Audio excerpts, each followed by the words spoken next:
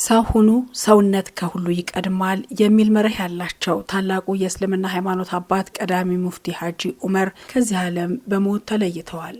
የቀድሞ የኢትዮጵያ እስልምና ጉዳዮች ምክር ቤት ፕሬዝዳንት ተቀዳሚ ሙፍቲ ሐጂ ዑመር ኢድሪስ ባደረባቸው ህመም በሕክምና ሲረዱ ቆይተው ጥቅምት እሁድ 9 ቀን 2018 ዓመተ ምህረት ከዚህ ዓለም ድካም ተገላግለዋል።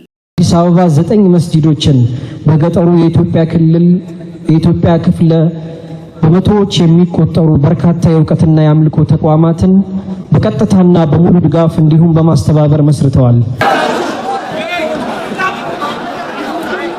አላህን ይፍራና እባካችሁ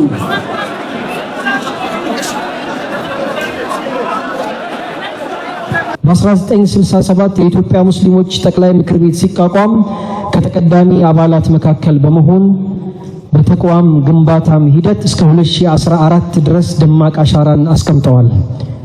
ለተቋሙ ህጋዊ ተክለሰውነትን በማጎናጸፍ ጥረት ውስጥም የጎላ ስኬት አስመዝግበዋል። የእስላማዊ ባንክ ሚዲያዎችን፣ የበጎ አድራጎት ድርጅቶችን እንዲመሰረቱና እንዲስፋፉ የሚበረታታ ተጠቃሽ የሆነ ልፋትን አድርገዋል።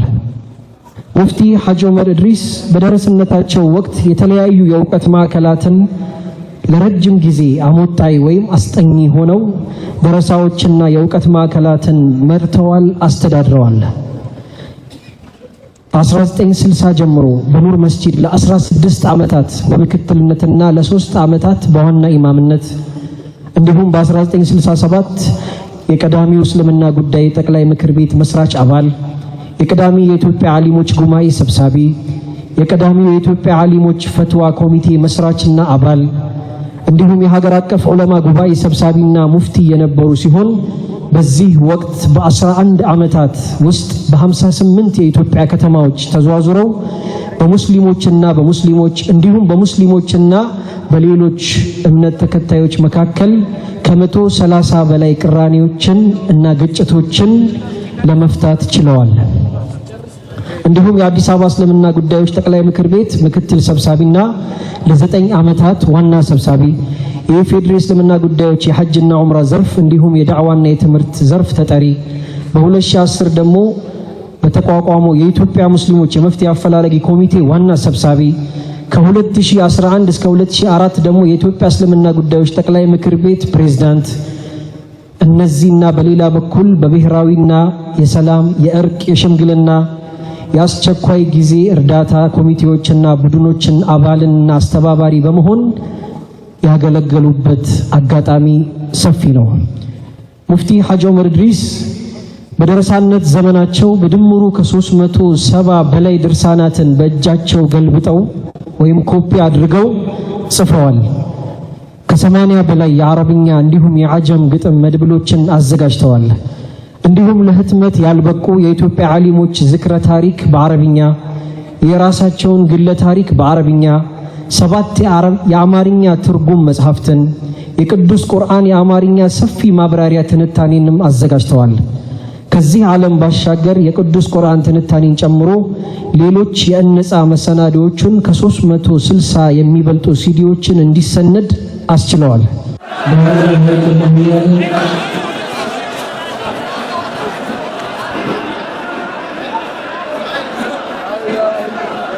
ሙፍቲ ሐጂ ዑመር ኢድሪስ እንደ ገለልተኛ ፀሐይ አንጸባራቂ የህይወት መርሆች ነበሯቸው።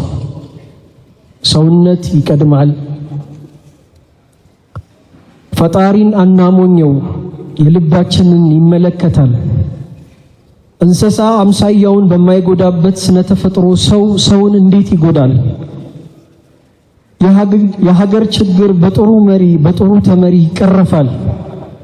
ሰውን የሚጠቅመው ወይም የሚጎዳው ዘሩ ሳይሆን ስራው ነው። አንድነት ይበጃል፣ መተባበር ይጠቅማል። ሳይርበን አንበላም፣ ስንበላም እስክንጠግብ አንበላም የሚሉና በቀላሉ ጽንሰ ህሊናን ዘልቀው ልቦናን ጥሰው የሚቆጣጠሩ የህይወት መርህ ነበራቸው።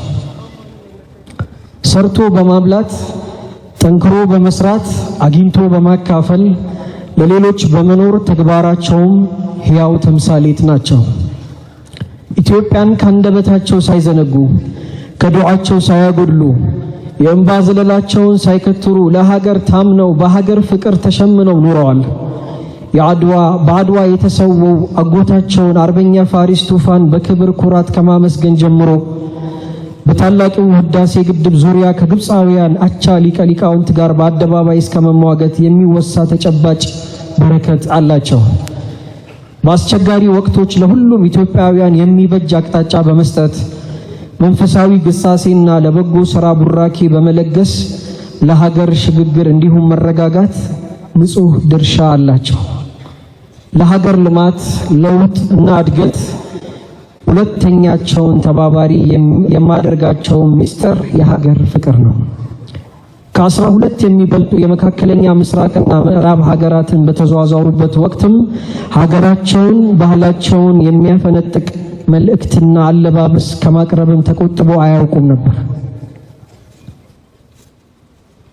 አዲሱ ትውልድም ሀገሩን እንዲያፈቅር እንዲወድ ሁሉም ዜጋ ለሀገሩ እንዲተባበር ከመምከር የታቀቡበት ጊዜም አልነበረም። በቀደምት ሊቃውንት ከፍተኛ ማዕረግና ምስክርነት ያገኙት ለአስርት ዓመታት ባበረከቱት ነፃ ሁለንተናዊ ግልጋሎቶች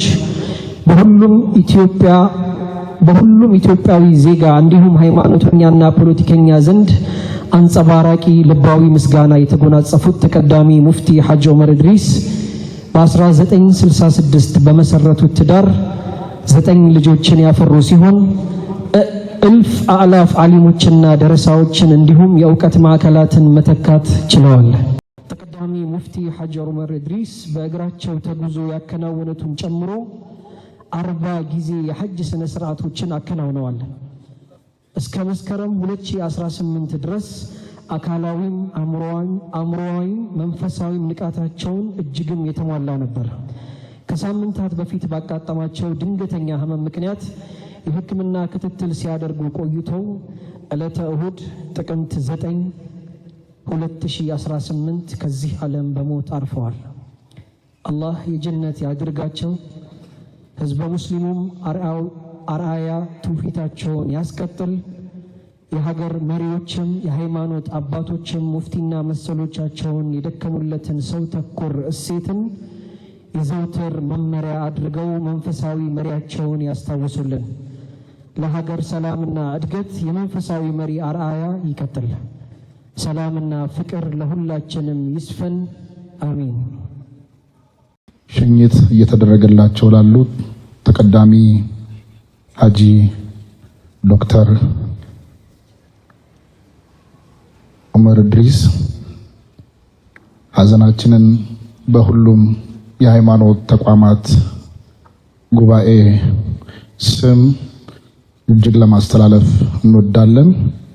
ከሁሉ በማስቀደም የሁሉም አባትና መካሪ በሆኑት የቀድሞ የኢትዮጵያ እስልምና ጉዳዮች ጠቅላይ ምክር ቤት ፕሬዝዳንት እና የኢትዮጵያ ሃይማኖት ተቋማት ጉባኤ በላይ ጠባቂ አባቶች በመሆን የተቋማችንንና ሀገራችንን በከፍተኛ ኃላፊነት ያገለገሉ የክቡር ዶክተር ተቀዳሚ ሙፍቲ ሐጂ ዑመር ኢድሪስ ህልፈተ ሕይወት የተሰማን ሐዘን ጥልቅ ነው። ለሙስሊሙ ብቻ ሳይሆን እንደ ሀገር ትልቅ ጉድለት ደርሶብናል።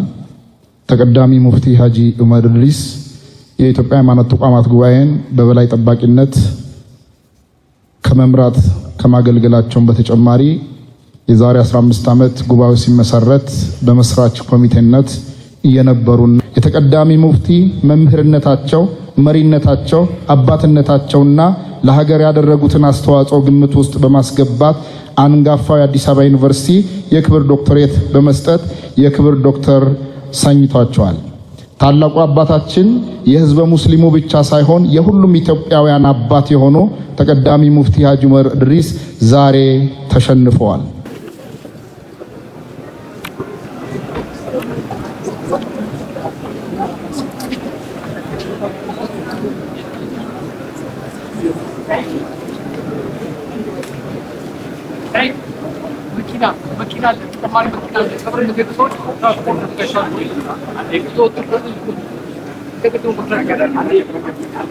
ለቀብር መሄድ የምትፈልጉ አካላት መኪና የተዘጋጀ ስላለ ሰው አድርገን ከጀናዛው ጋር